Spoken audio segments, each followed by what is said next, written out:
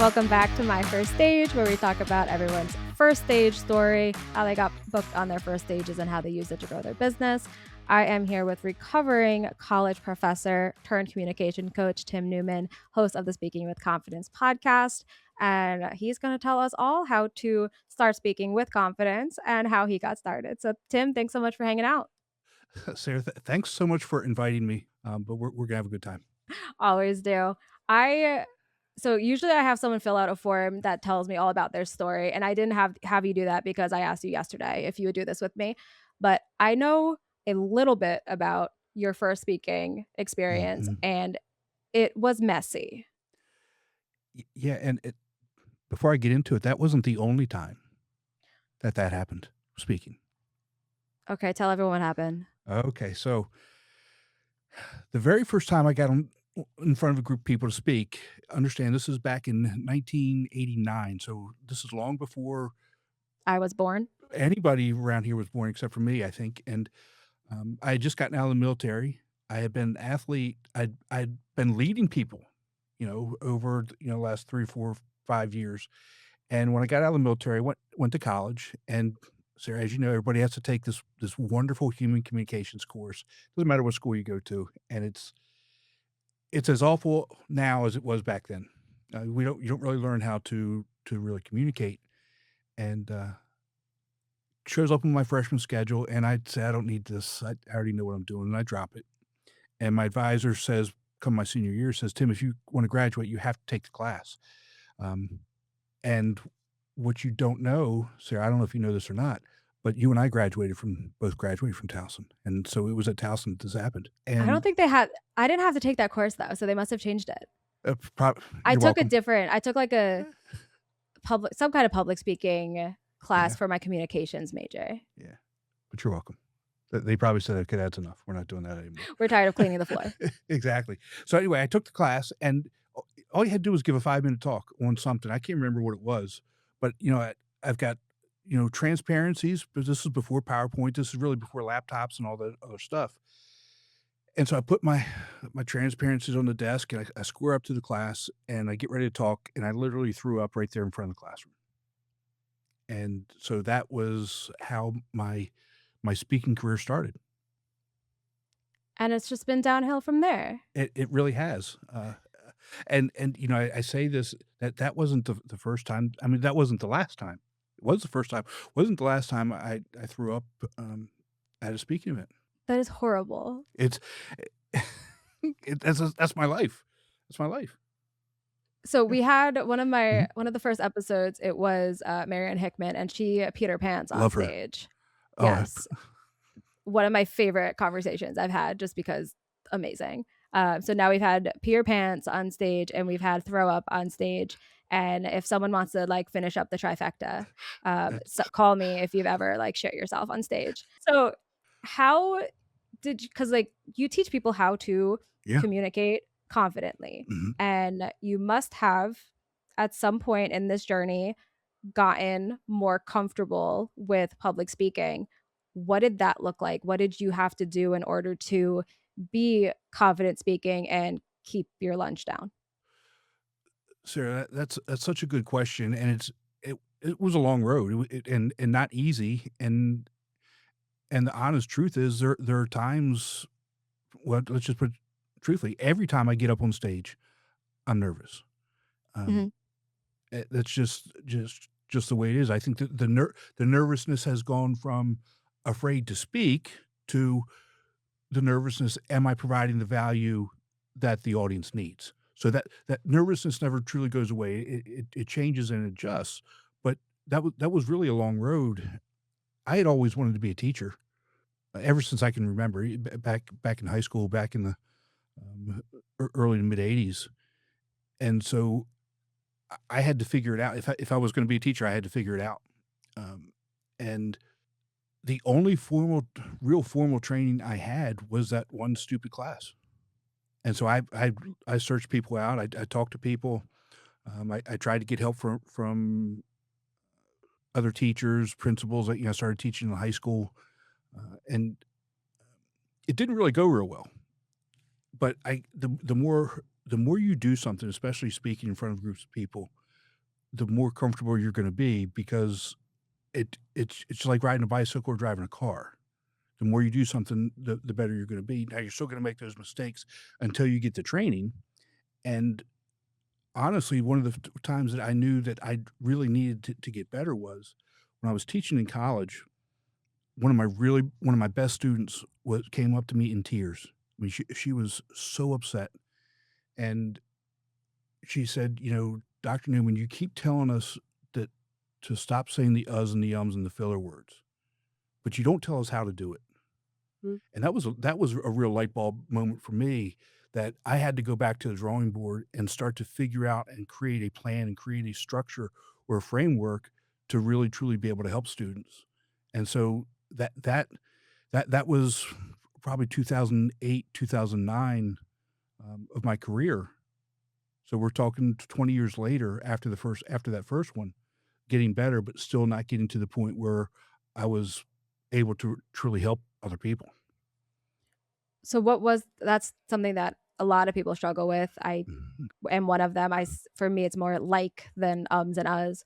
mhm. But what is the framework that you have for cutting back on the filler words? So for me, it's all about preparation. The more pre and so you've known this since you've known me. I'm a preparer. I do research. I I spend a vast amount of time researching and preparing for no matter what it is that we do, except for this because it was yesterday. But but we already knew what was going on. Anyhow, it's for me. It starts with the audience. If you know who your audience is, and you need to figure out as much detail as you possibly can about who your audience is. If you're speaking at a conference, you're speaking at a bigger event, how do you find that type of information? Well, it's more generalized information. So if you gave me two conferences to look at recently, right?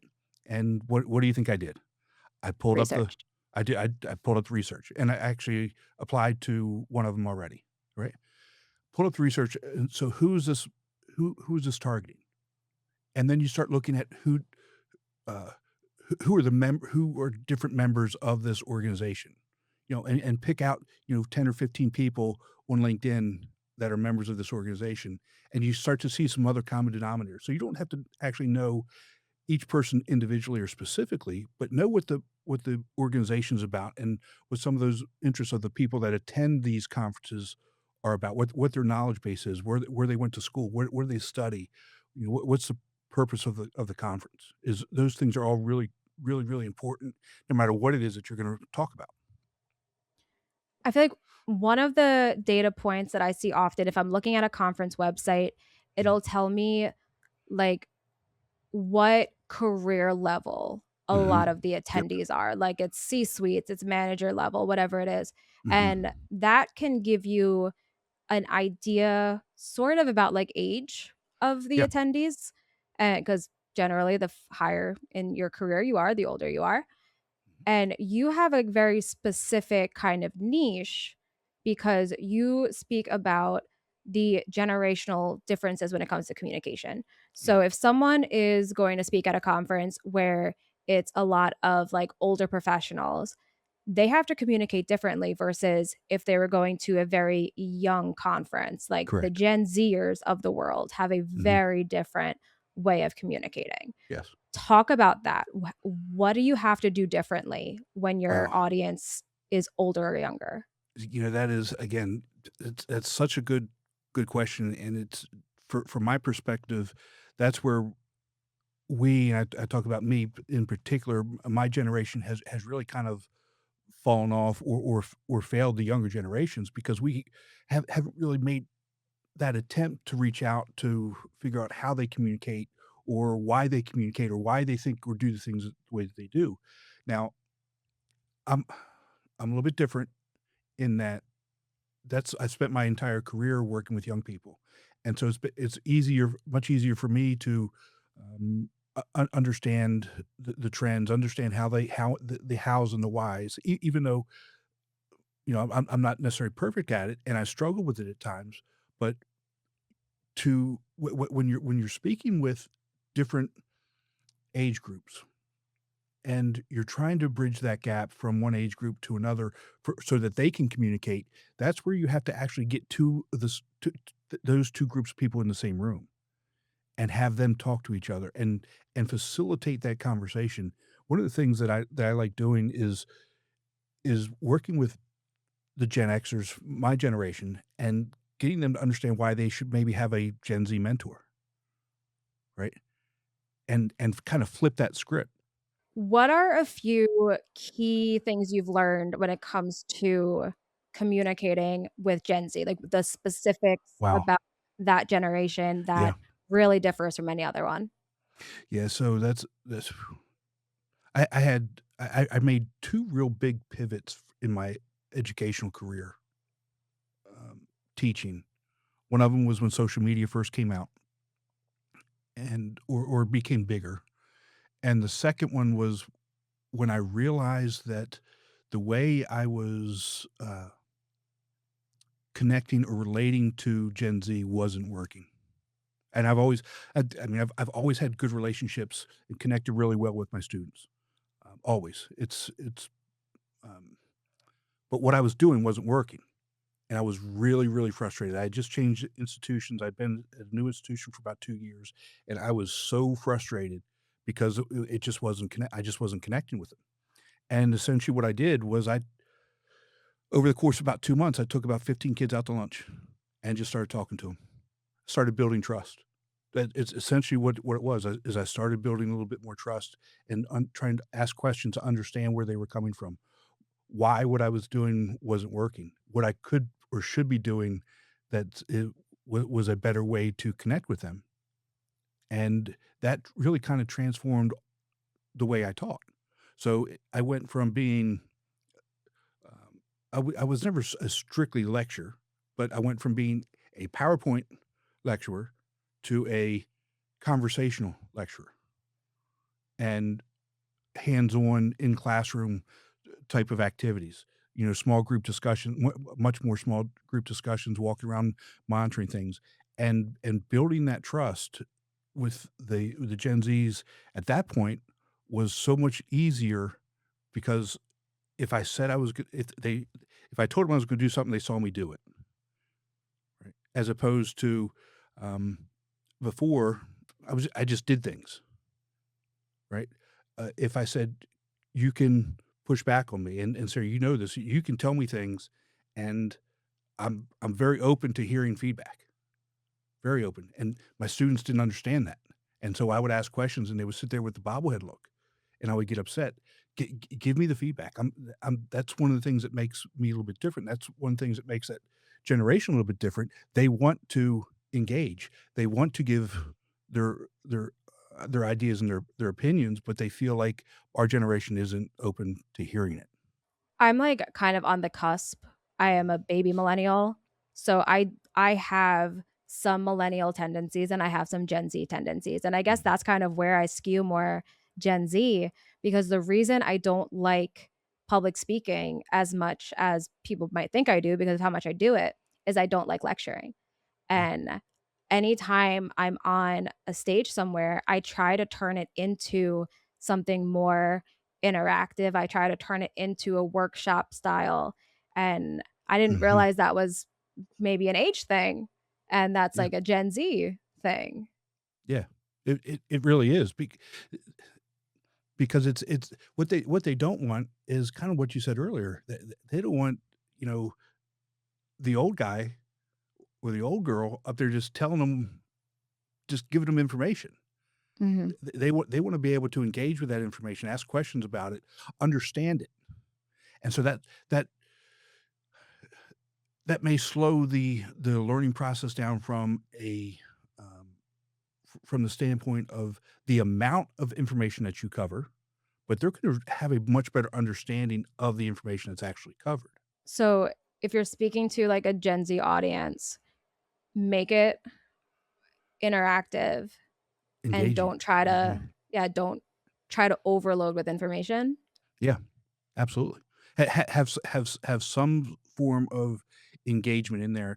Think about it, differently with especially when you're doing online stuff, whether it's a Zoom presentation or a webinar.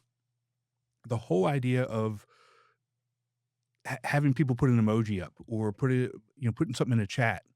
What what that does is it not only keeps them engaged, but it keeps them focused on whatever's actually going on. And then maybe you'll put them in a breakout group in a room for 2 or 3 minutes discussing something and then bringing them back out and having them share it. But simple little things like give an emoji, give a fire emoji, give me a thumbs up, put a 1 in the chat, whatever that is, that keeps them engaged. That keeps their mind sharp and focused on what you're doing and what you're talking about because they do have that goldfish attention span. It's so true. And that's one of the things that we battle Yeah. when it comes to online content is how do Yeah. we get attention? How do we keep attention?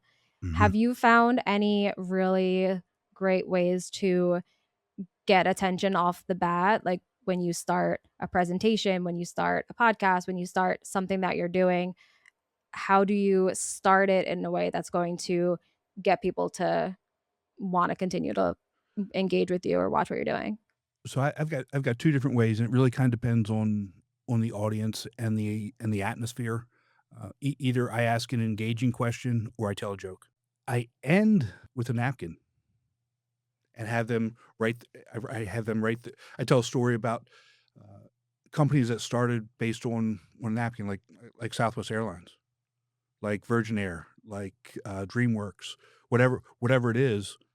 And now I tell them because I do an elevator pitch workshop within it, and 3 sentences, write it on a napkin, take a picture of it, take a picture, a selfie with it, and send it to me. It's always so smart.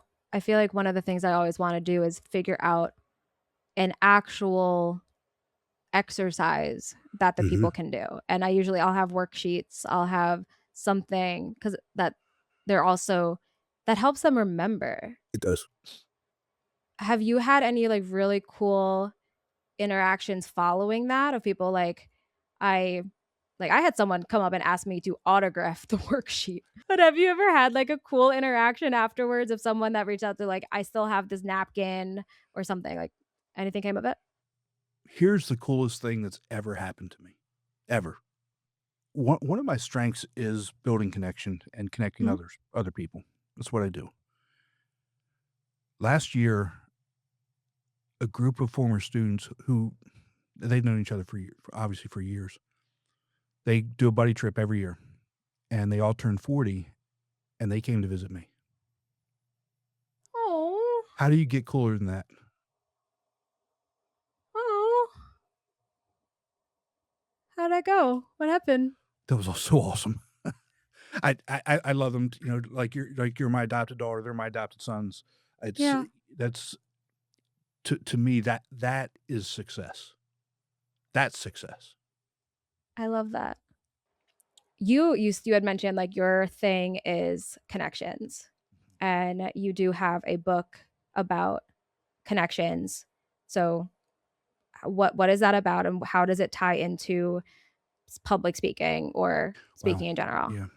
Yeah, so I transitioned out of, uh, higher education into podcasting and, um, communications coaching, and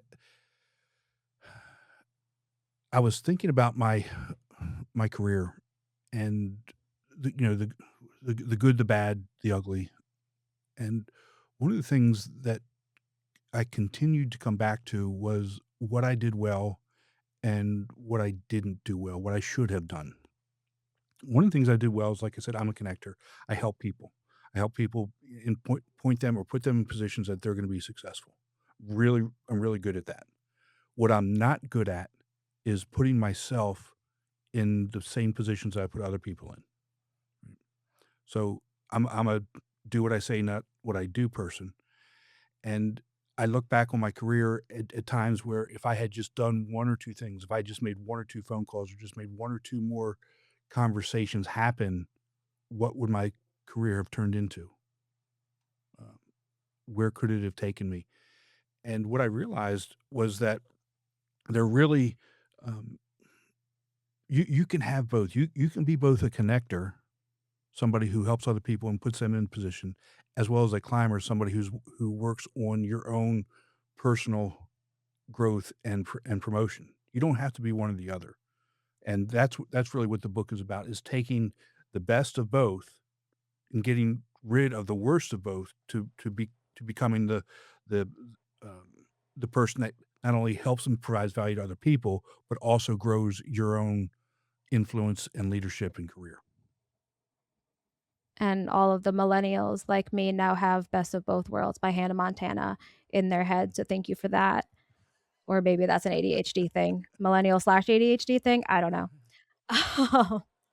But no, that it is a great book, and, you and I have talked about it a lot. Um, is there anything that's in it that's, like, the number 1 piece of advice from this book for someone who wants to be on stages? Take massive imperfect action. Just do it. Just whatever. It doesn't really matter what it is. Nothing happens until you do something. You can think about it all you want. You can write about it all you want. You can talk about it all you want, but nothing happens until you actually take the first step and do it. And I'm not saying that that first step is easy, but if you take that first step, that second step is easier than the first step. Just take that first step and do whatever the thing is. Um, and you will have people there that will not only support you, but will help you and be your cheerleaders.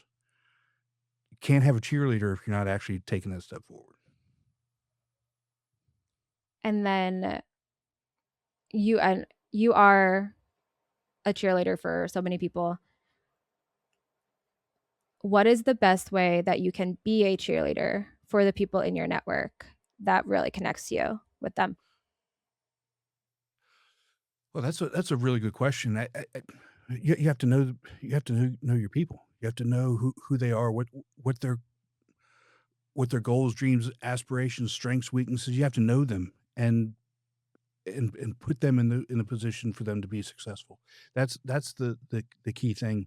And I don't know if you saw this, but I know I sent an email out today with names, and there was a response back to one of them. It basically says I've never been on a stage before, and I haven't responded to her yet, but I'm going to, because she's a leader.